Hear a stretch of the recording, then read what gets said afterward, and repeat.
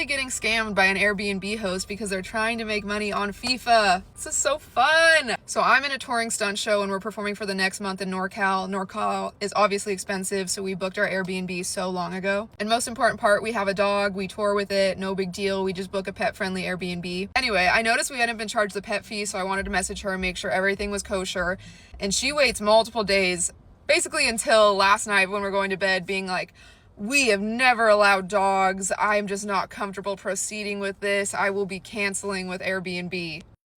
And we're all looking around awkwardly because in her description, it still says they allow dogs for a fee. And we're like, what are you talking about? But my boss was like, dude, I'm so sorry. You might not be able to bring your dog because we have nowhere else to stay. It is FIFA and like what else are we gonna do? But my very fun first world problem is that since I make content, I just booked a brand deal with like a really popular dog brand, and I need my freaking dog to film this brand deal, and if I don't have her for the next month, I have to lose this deal that I was really excited about. The only saving grace we have right now is that when we called Airbnb, they can see that the owner changed their pet policy, so they're on our side.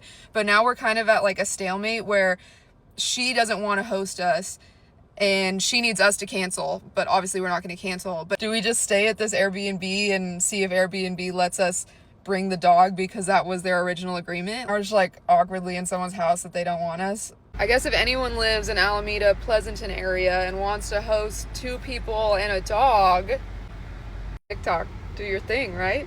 It wouldn't be America if the people were not trying to take advantage of everybody, trying to take advantage of the tourists coming into the country, trying to take advantage of the American citizens that want to go to the games. Welcome to America. This is how they do. They try to get over on me, they try to get over on you, or whoever that they can. So I want to do a quick story time because this is absolutely crazy and I've seen some horror stories and I wanted to like just warn people about this. So I went to Nashville for my bachelorette over this past weekend. I booked the Airbnb for like 7 guests back in I think January. I paid half and then I paid the other half in like May. This has been booked for many months. We booked an Airbnb for Nashville. It had a rooftop. It was really cool. Great. Okay. We get confirmation the morning of our check-in. I'm going to put screenshots so you can see the conversation here. We get confirmation that, you know, enjoy your stay. Like this was the morning of.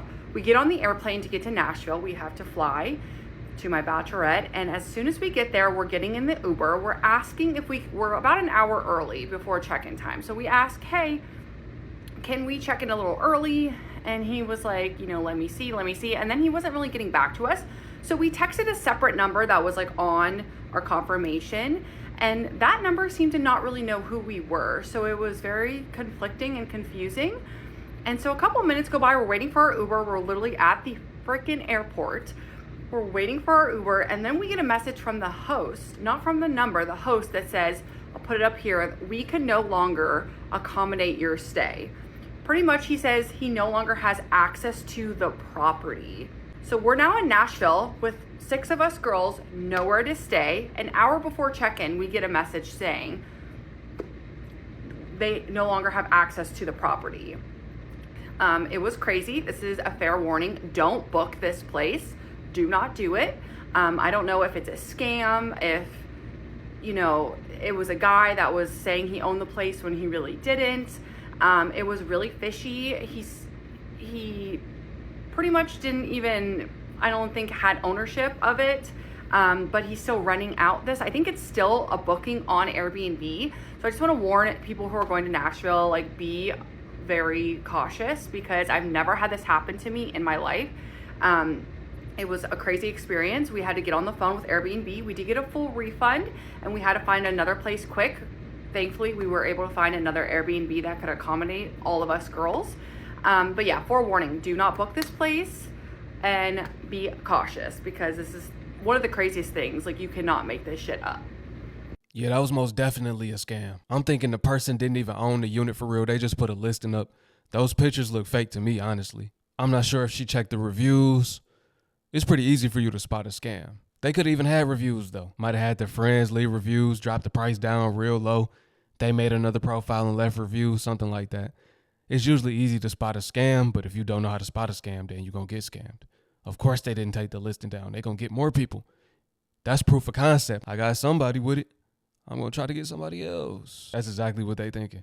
I'm glad she got her money back. Shout out to Airbnb for coming through to save the day. Exactly 1 month ago, my friend told me, man, bro, my Airbnb is about to be booked for the World Cup. Here, come here for a second. Now he's asking me a month later if anybody wants to take over the lease. And with an Airbnb in downtown Miami, that's a beautiful spot. How is he not doing well for the World Cup? Oh yeah, I forgot. Maybe it's because you tried charging $700 a night with no parking. Then had to drop it all the way down once people started booking. And this is why it's hard to be a small business owner. You can't charge what you need. You have to charge what it's worth. People aren't stupid, and there's tons of hotel options in the Miami, South Florida area. I hope this is a lesson to everybody in basic business economics, saying you can't just buy into the hype and price gouge. It doesn't work like that. I don't understand why the Airbnb hosts are confused. We told y'all, as soon as Airbnbs start to become more expensive and demanding than hotels, we're taking our behinds back to hotels. Why?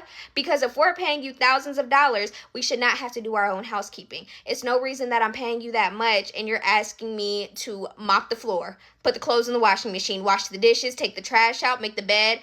That is your job. That's literally why I pay you a cleaning fee on Airbnb. People aren't going to Airbnbs, they're going to hotels instead. How can you be shocked? Because why would I go somewhere where I'm paying more than I'm paying for my rent to stay at your house that I then have to clean up?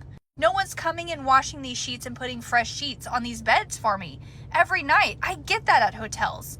What do you mean the towels I have to wash and dry in your washer and dryer, I have to bring the stuff to wash it with? I could just get fresh towels at a hotel. As soon as I started seeing cameras being secretly recording people in the bathrooms, I knew that shit wasn't gonna last long. Of course it was only a matter of time. Like, where are the perks? Like, we don't get like cashback, bonuses, coupons. I think frequent travelers were the first people to realize this, and now just like the rest of us who go on like maybe 1 or 2 vacations tops a year are now realizing it's not worth what you're expected to do there. I go on vacations so I don't have to clean up after my family. Airbnb being like, well, you get this whole nice house to yourself. Yes, but it costs way too much. You're expecting me to do too much, and you think I'm going to come back and keep using you. If I went out to eat at a restaurant and they expected me to clean the table and wash the dishes, I wouldn't keep going to the restaurant.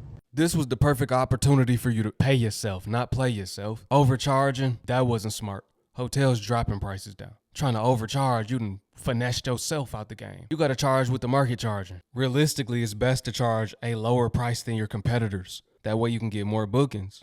If you got the best deal, people gonna book with you. If you got the best deal, the best spot, the best amenities, the best everything, right? People should have went over and beyond. Free snacks. Tell them they don't even got to clean up. See, when you tell them to clean up, it's like you trying to shortcut the process.